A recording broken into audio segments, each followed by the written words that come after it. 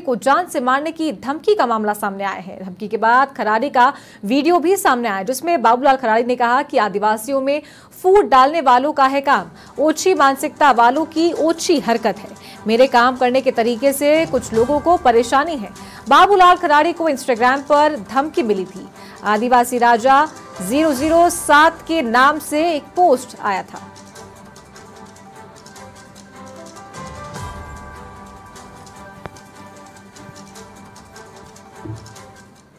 मेरे इंस्टाग्राम पर एक किसी ने पोस्ट डाली हुई है। पोस्ट ये डाली है कि भाई तुम सुधर जा, तू सुधर जा, ऐसा शब्द उन्होंने उपयोग किया है कि तू समाज के लिए ठीक नहीं कर रहा है, आदिवासी को हिंदू बना रहा है और इसका अंजाम बुरा होगा। इस प्रकार कई प्रकार की लैंग्वेज लिखी है। फिर नीचे उन्होंने एक लोगो लगाया जिसमें आतंकवादियों के चित्र हैं और उसके नीचे उन्होंने कहा भाई चुनाव से पहले तेरे को अंजाम बुरा होगा। इस प्रकार की भाषा का उपयोग किया है। ये ओछी मानसिकता की हरकतें हैं।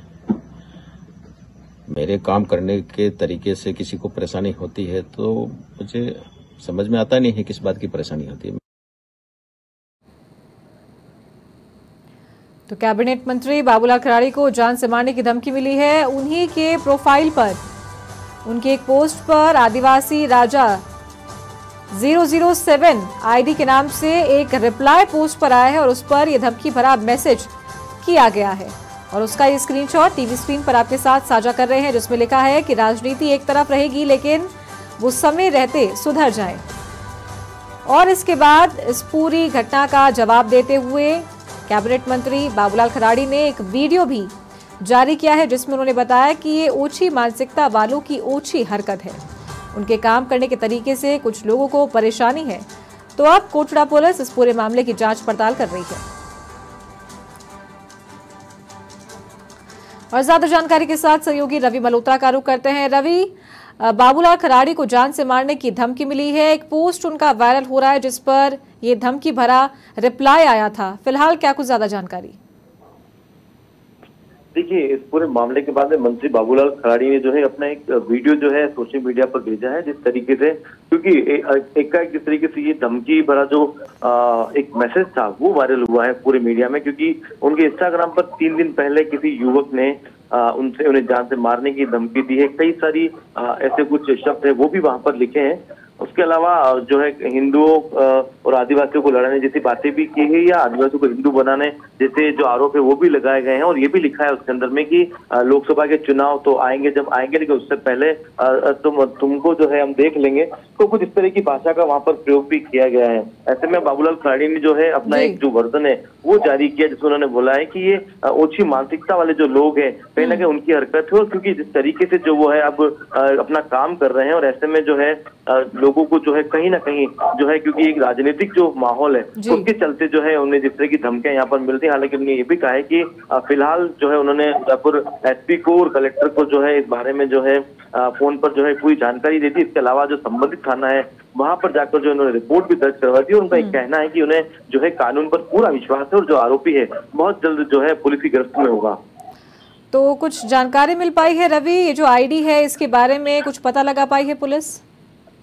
देखिए, अभी जिस तरीके से जो है आईडी के बारे में तो पुलिस अभी पता लगा रही, जो साइबर टीमें हैं वो इसमें जुट चुकी हैं, क्योंकि कई बार इस तरह की फेक आईडी जो होती है वो अलग अलग जो है आईपी से जो है लॉगिन होती है। तो ऐसे में पुलिस बहुत जल्द जो है इस युवक का जो है पता लगाने में बहुत कामयाब हो जाएगी, ऐसा लगता है, क्योंकि इंटरनेट की जो दुनिया है वो जो है काफी जो है गहरी है। तो ऐसे में जो है, क्योंकि बाबूलाल खराड़ी क्योंकि कैबिनेट मंत्री है, तो पुलिस जो है पूरा जो है इस पूरे मामले को काफी गंभीरता से यहाँ पर ले रही है और बहुत जल्द माना जा रहा है कि जो आरोपी है, क्योंकि इससे पहले भी जो है बाबूलाल खराड़ी को जब विधायक बने उस वक्त में भी उनको इस तरह की धमकी मिली थी, तब उस पर भी एक्शन हुआ था। हालांकि एक बड़ी बात आपको बताऊंगी, उनका जो पोस्ट है वो 3 दिन से वहां पर है कमेंट में, लेकिन अभी तक जो है उस पोस्ट को वहां से हटाया नहीं गया है। वो लगातार जो है अब और भी ज्यादा सर्कुलेट हो रहा है।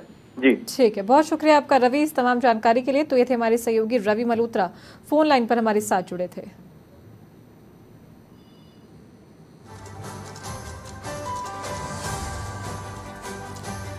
और कैबिनेट मंत्री बाबूलाल खराड़ी हमारे साथ फोन लाइन पर जुड़ गए हैं। बाबूलाल जी, बहुत स्वागत है आपका समाचार प्लस पर।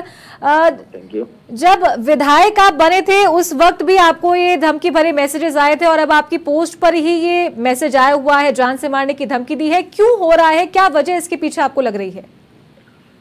ये मैं भी समझ नहीं पा रहा हूँ। मैं समाज में काम करता हूँ और मैं ईमानदारी से काम करता हूँ और मैं समाज और लोगों के लिए मेरी यह बात करता रहता हूँ, लेकिन हो सकता है किसी को पीड़ा हो। और जिस प्रकार का वातावरण जो कुछ लोग भ्रमित करके हमारे समाज में जो लोगों को भ्रमित करना चाहते हैं वो ठीक नहीं है। मुझे लगता है कि इसका परिणाम हो सकता है।